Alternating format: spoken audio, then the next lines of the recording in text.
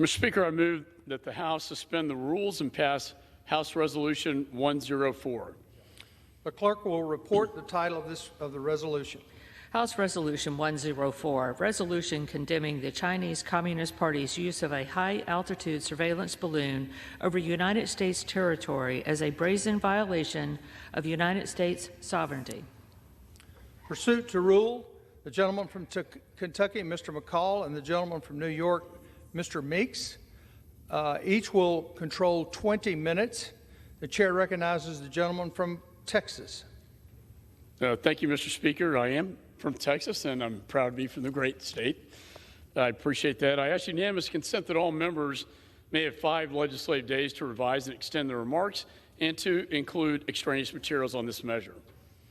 Without objection. Thank you. I yield myself as much time as I may consume. Mr. Speaker, this past week, the nation watched in shock as a Chinese surveillance balloon traversed much of the United States, including sensitive American military sites like Maelstrom Air Force Base in Montana. That base is one of the 3 places where our Minuteman ICBM nuclear missiles are stored. Americans were rightfully deeply disturbed by this brazen violation of sovereignty by the Chinese Communist Party. This act of aggression was done on the eve of a scheduled meeting between Chairman Xi and Secretary of State Antony Blinken. That meeting was ultimately canceled. The balloon, I believe, was a test of this administration to see how it would respond. I believe the president should have shot it down before it entered American airspace, rather than allow it to cross over the continental United States airspace. But make no mistake, this was another intentionally provocative act by the CCP. And as I've said often, weakness invites aggression. This act will only further embolden and empower our enemies. It will embolden and empower Chairman Xi. Mr. Speaker, I've never seen a foreign nation adversary fly a reconnaissance aircraft that you could see from the ground with your own eyes. The CCP threat is now within sight for Americans across the heartland, a vision and memory that they will not forget. This is further proof that the CCP does not care about having a constructive relationship with the United States. It is publicly challenging U.S. interests, threatening Taiwan, supporting Russia's war of aggression in Ukraine, and now violating U.S. sovereignty.